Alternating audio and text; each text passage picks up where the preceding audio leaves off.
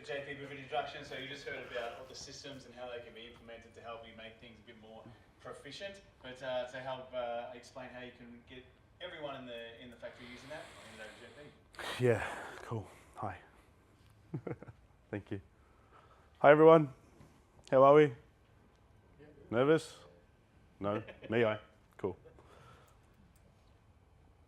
I'm JP from Empire Blueprint, and we work with Jobman, don't we? To put Jobman in your business. But I'm here to talk to you about people once the slideshow's up and running. Yeah. How's your day been so far? Has anyone walked the showroom floor? Anything exciting? No? Someone? You, sir? Ben? Pick on someone I know. Kong?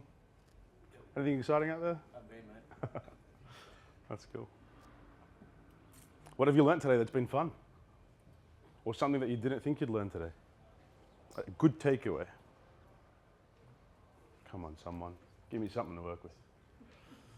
I'll pick on people I know. Sean, have you learnt anything new today? I'll probably just the cabinet online and just the interface with click on the cupboard so they can see all. Does it make your processes easier? For the customers doing on the flat pack side and stuff like that. Yeah. Awesome. Anybody else? No. Cool. I might start without slides. How's that sound? All right? I reckon John turned it you turned it on before us. All right. Yeah, it was up there, wasn't it? I'll get started. I'm John Pierre from Empire Blueprint. We're here today with Jobman and with Cabinetry Online. They invited us to give a talk about what we do best, which is integrate systems into your business. But my slides are supposed to talk about doing it with people, so I really hope we can pull it up because I've actually got a few really good points. There we go. I've been doing it for 3 years. When I started 3 years ago, I was helping a friend. Thank you. Which button do I press? There's only one. Big one. And I can go back. You can speak to that. Thank you so much. We'll try again, everyone. Thank you so much for your patience. John Pierre, Empire Blueprint. So today I'm here with Jobman and Cabinetry Online to talk to you about who we are, but what we do. And I really want to focus on the people element behind everything. I think when we talk about systems and businesses and growing things, we're also excited about the future, AI, and systemizing things, but we forget at the core the people that we work with. But before I get into that, you need to know who we are and why we exist. So we exist so you can save time, which is what everybody says, so we can reduce stress, which is, I think, why we're all here, but then to run better businesses. So you can actually do what you got into the job to do and not all the other boring business crap. So I think that's a huge thing to note. I'm going to use my voice. Is that okay? Sorry, I need to go on. You need it? Yeah. Okay. Is that better? Awesome. Hey, everyone, again. And so when you signed up to do this job, you were really good at your trade and you wanted to keep doing your trade. You didn't realize how much more you'd have to do with their business. And so we exist because there's so much more that you were never even aware of. Next slide. Who we are. You saw this picture before. I didn't realize you were going to put it, but thank you so much. I'm that guy there, and John Luke is the other half who's in the showroom doing an awesome job. It started off just me helping a friend in cabinet making who said, hey, you've run really successful businesses before, and I was selling hair products, believe it or not. And I took a break. I live on a farm, and I said, I don't want to talk to anybody. I've worked long enough. I don't want to do this. Life happened. He needed help because he was implementing Jobman. He was running a business of $15 million, and I think he was taking home like $500,000. And I asked him, like, what the hell are you doing, or what are you not doing? His answer was, I'm running it the best I can. Anyway, he finds Jobman, makes the introduction, and then I fly out to W and say, okay, I can do this. It takes me 2 months to figure out what the hell to do. I thought I could do it in 2 weeks, but we did it. Then I thought, well, great, I've now done it. Maybe it will take me a month. So I find the next client, and I quote them for a month, and it takes 6 weeks. And then I realized, holy crap, A, there's a lot more to this than I thought, and B, I can't do this alone. So I set out on a mission to make a team because I hated doing this on my own. And so now I got people with me, and that's who we are. I wonder if the next slide is, no, there isn't. There's 12 of us now. It's been 2 years, and there's 12 of us who do this for a job. We build systems for people for a living. So that's important to know. What we actually do is so much more than just Jobman, and I'll quickly talk to each of the points, and then we'll move on to the fun stuff. We've got teams that help you with your branding because a lot of you guys are great with your hands, but when it comes to seeing things online, you may not know how to do that. So we cover that. Our online presence teams make sure that what you have built online is actually visible to your clients. But I'm most excited about workflow solutions, and that's why I started. I love making systems, or at least I think I used to love it, but now it's interesting. I love making things efficient. So whatever it is, I would hate to see that I would keep doing something or that I would just be wasting my time. I always believed and still maintain that there had to be a better way. And so that was how Empire Blueprint was born. Mind you, I failed a lot to get to that point. In any case, thank you. Bye. That was awesome. That was a quick one at least. And so I'm going to talk to the benefits of a connected business, and I'm going to run off Aaron's slides because we do work together. But what I'm actually going to talk about is what I'm good at, because that makes me not nervous. And that's the people that we need to make this happen in your businesses. And so automation, I think, has a really interesting rap at the moment about it replacing people. And we go into these companies to tell them, hey, like, we're going to put the system in, and we tell the people that they're not going to lose their job, and we comfort them. What we don't tell the people there is, you're going to have to start learning more and becoming a lot more productive. That your job is truly actually not going to disappear. But what's going to happen is the job that you do right now in the way that you currently do it isn't going to exist for that much longer. It is not good enough for us to come in and put systems in place and not teach the people and not support them. And so systems exist for us to remove the bulk of the work so the people that you have can actually elevate their game and do more. It's not about removing the people from the operation. That would be a short-sighted view, especially as we move into AI. What it is about is giving them a system that they can lean on and use as a tool. When teams and tech talk to each other, trust grows. This is a really interesting point for me. People say, if I get a system, it's going to fix everything. I've fucking heard that for God knows how long, and I'm over it. You think it's the silver bullet, and it's the bane of my existence. You put a system in place, and you stop communicating as God made humans to do, and that is to talk to one another, and you somehow think that's going to solve everything. Reality check, it doesn't. What systems do is allow you to keep that conversation in one central place where you can always refer back to it to make sure when you are talking to one another that you're keeping tabs and you're talking about the same topic and not about a million other things. So systems don't actually remove people from a business. You need to upskill the people that you have so they can use the systems that you built. And I've also learned along the way that people don't just want to be told what to do. As business owners, and most of us business owners in this room, a hands up or a yes, yes, yes, yes, awesome, thank you so much, that helps me. I'm an owner too, and we think we just say what we want, we do a system, and everyone's going to follow our command. How true is that for anyone in the room? Yeah, cool, not that true. And so what we do is we try and build things and say to people, you've got to do this, or you need to do this because you're going to be more productive. If you do this, you're going to be better. But we fail to teach them what to do. There's a more important part. For the most part, we don't even involve them in the process. We forget about them because we think, heck, they just got a job to do. We know that they've got to become more productive. We don't communicate to them. We just say, here's your new role. Use this system. And we forget not only to teach them, which I'll get to in a minute, but we forget to ask them to give us their opinion, to involve them in the process. Improving trust, transparency, and technology, sure, that's a nice long word. People don't fear accountability, they fear unfairness. This is an interesting topic. Digital transparency doesn't mean that people get away with things anymore. Everything now we're moving to is visible. It's so visible that what we do at Empire Blueprint, like the dashboards you showed us earlier, is using AI, build visual dashboards to allow you to see what your business looks like in real time. So people can't hide behind screens anymore, but what they want is clearly defined roles. All the time I find people talk, is it okay if I pace because I'm still a bit nervous? Is we all right with that if I move around? People want to be taught what to do, and when they bring in a system, they want you to be able to define the role that is their job.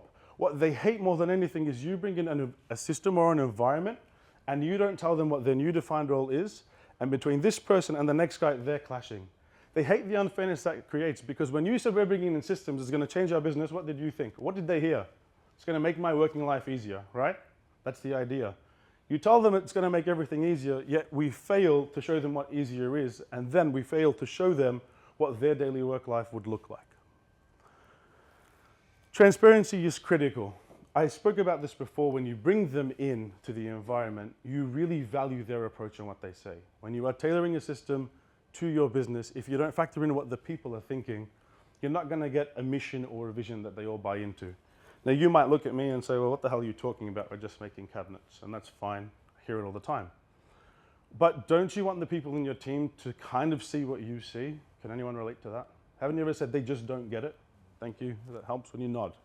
Makes me feel better. And haven't you ever thought, why doesn't he get it? I've told him 100 times. Is it possible that you just forgot to tell him a lot of stuff that you've learned over a long period of time and just made the assumption, yes, thank you, sir, that he should know what's happening? And isn't that our fault? And by bringing in a system, do we truly think that that's going to fix everything? So today's talk, because you've heard about systems and improvements, is to encourage you to think about the people, the real people behind it all. Tech shouldn't be a tool. Well, it is a tool, but it should be a mirror that reflects and a map that guides change. When we define success when we're building Jobman, we don't actually say it's a system that's going to run 100%. Does anyone know what I would call a success when we're training clients? Would somebody be willing to take a random punt? As I thought. 80%. 80%. Right. And it's not a system that's 100% working. It's a system that is running, that shows you what is broken in your business, and you are empowered to go and fix it. The idea of having a system that would run everything without you knowing everything that you need to is actually not true. It will show you what you're not doing right. It will highlight the gaps. And then you have the burden as the owners and the directors and the responsibility to then go out and say, I now have this knowledge. Right now, you all tell me it's a gut feeling. I know my business is okay. I ask you for numbers up here. You're like, I think, I feel, and you say, I feel. A lot of you don't actually give me what you think. You say, I feel like we're losing money on reworks. Can you quantify? No. Why? I really don't want to know. Probably wouldn't get out of bed if I knew the number. Right. And so a system doesn't always need to show you from the beginning everything that is perfect. It is its job, and you should look at it as a tool that will show you what is wrong.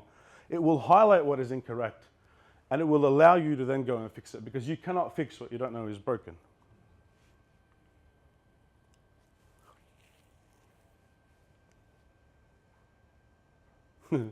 I like this point.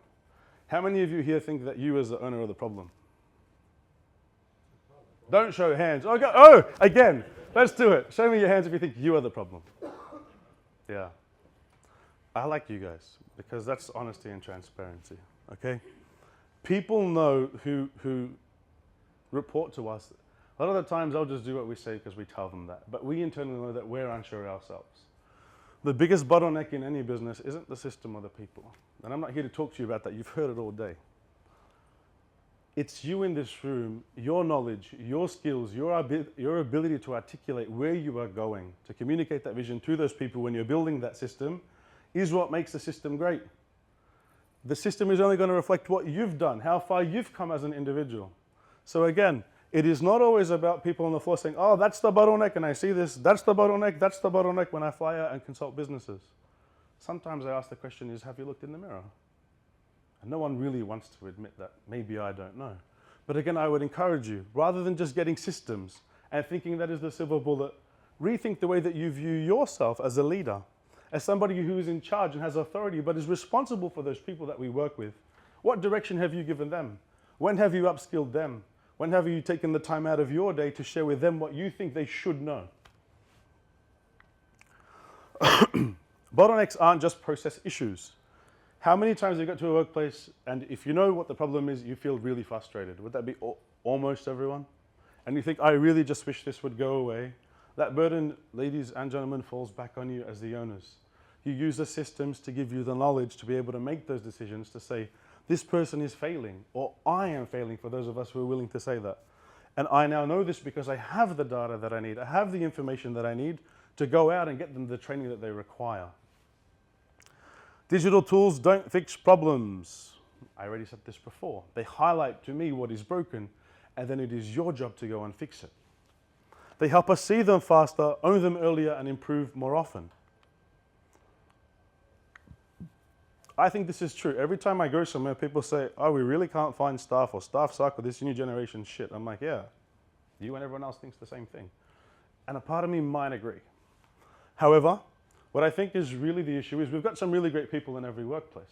But if we can't use them to direct them the right way, and we've just got them there sitting on the sideline, that we're not training them, or we're not giving them a clear direction on what to do or how to do it, again, my job today is to encourage you. Look at the people that you have. Make sure you're giving them the skills they need, and use the systems to be able to guide you to make those decisions.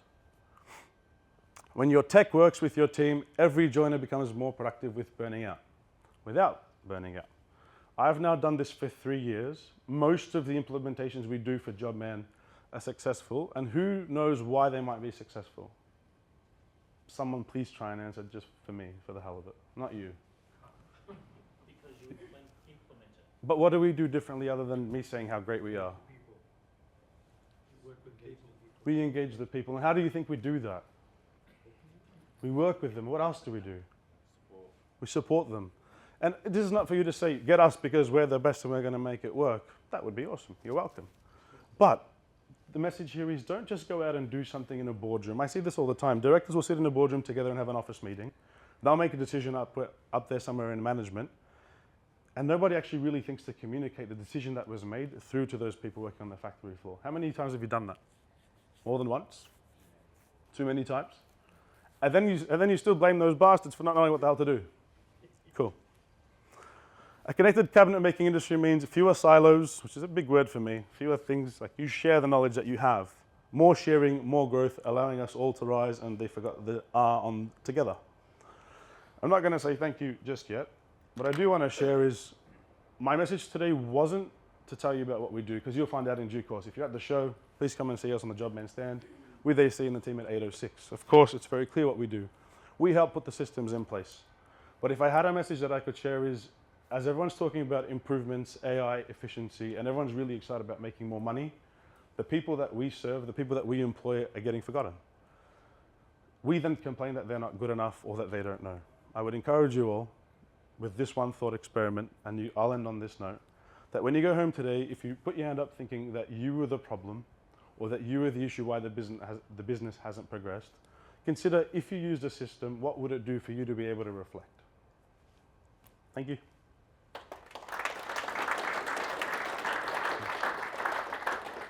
Is there any questions? I probably should ask. For Aaron or JP? You answered them all. Oh, there's one. Someone give me one. Just with the implementation. What's your name? Steve. Hey, Steve. Do you send someone out to visit the factory, or is it online? Like, do you have a system in place? So when I started the business, I had to fly everywhere.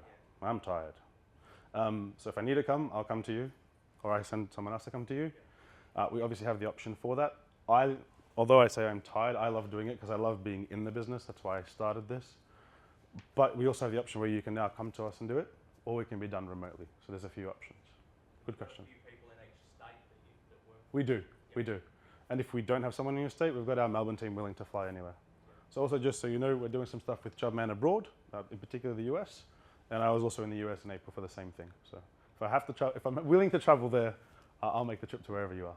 And New Zealand? Yeah, and the rest. Anybody else? Anybody else that can relate to something about people that they're like, oh, that actually made sense, or I have a question? Yes, thank you. Go for it. I swore up on stage and said some weird stuff, so. I wanted to ask, like, Just say it how it is. learn that. Ah, How many years did you take to learn that? Because we agree with that. okay. And All right. you say it makes people's lives easier. Do you have a Sure. real example Yeah, I of a do. company where somebody I do. actually, not the No, I actually have real people, but let me give you some context. So one of your clients? let me give you context as to who I am and why that should matter, and then you can work backwards from there. So I was selling hair products for my whole life. I was 18 to 28 selling hair products. Life happened. 28, I thought, I don't want to do this anymore.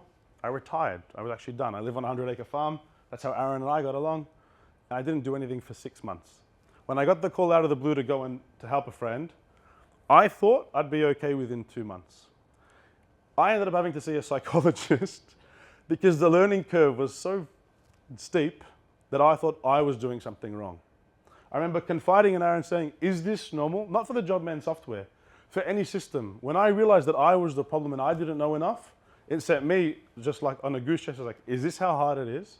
It took me 18 months to build my confidence to then go and say, hey, we can now do this. Now, this is the important part. So the business has been running for 2.5, 3 years. Since that point, we got to 12 very quickly because I figured out everything I'd done wrong and was able to then go and teach our new team members and say, hey, you don't need to make those mistakes. I've already done them. I already paid the psych fees because I really questioned my ability to learn. I did not realize, nobody told me how hard it would be to learn new systems and to challenge the way I was thinking. I was 28. I'd sold my business for good money. I'd stopped. I'd done it. I thought I knew what I was doing. I was running a small business that was profitable. So if you said to me, you're going to get into something new and have no idea, I would have said, you don't know what you're talking about. What you want to hear is, well, have you actually done it for people that have actually changed their life?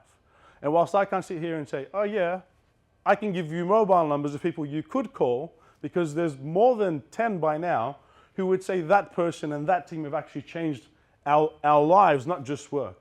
Because what we gave them back was time. Now, I had a lady call me and say, thanks to you, this is funny, you might appreciate this, I felt pregnant. I said, what do you mean thanks to me? I haven't seen you in months. Fuck, right? But we got through the joke. And then I said, what do you mean? She said, no, not like that. I said, I hope not. Thanks to you, I'm no longer as involved in the business. Thanks to the tools you've created and what you've done, because we do so much more than just Jobman. My workload now is 1 day a week instead of 4, but I no longer go home and fight with my husband because I'm no longer stressed about work. And the doctor had prescribed her, because she couldn't fall pregnant, to stress less. Because that's the solution to everything in life. Don't worry, it's going to be okay. Like it was a pill she could take. So when we were able to step in, and that took us 3 months to get that one done. They were a big business. That was an $18 million business we were working on. They were making, I think, $2 million. Like, just to show you like how much work they were doing to how little they were getting. Like, that is not okay. If you're in that position, you should not be there. Fix something. Something's broken. But at the end of the day, she said, thanks to you and reducing the workload and the stress that I went through, I was able to fall pregnant. I'm like, well, that saved the day. That was a win. I had another lady who was able to retire. They're looking at retirement and said, we actually now have a succession plan. And I can personally give you numbers. And those people are so happy that not only have we documented that process on our YouTube channel, they actually said, you did such a good job. We are happy for you to give our mobile numbers for anybody to call. So yes, there is people and there is more than one, and at all areas of life. That was an awesome question. Thank you for letting me talk about that. Follow them on social media. Who else? I'm embarrassed with that. Someone else. That's a good question. If there is time. Thank you. No one? You, sir. Darren? No. I'm picking on people I know. Sean? Connie? Anything for me about people? Any more from you, sir? No? That's it. Thanks so much for listening. No. Appreciate it.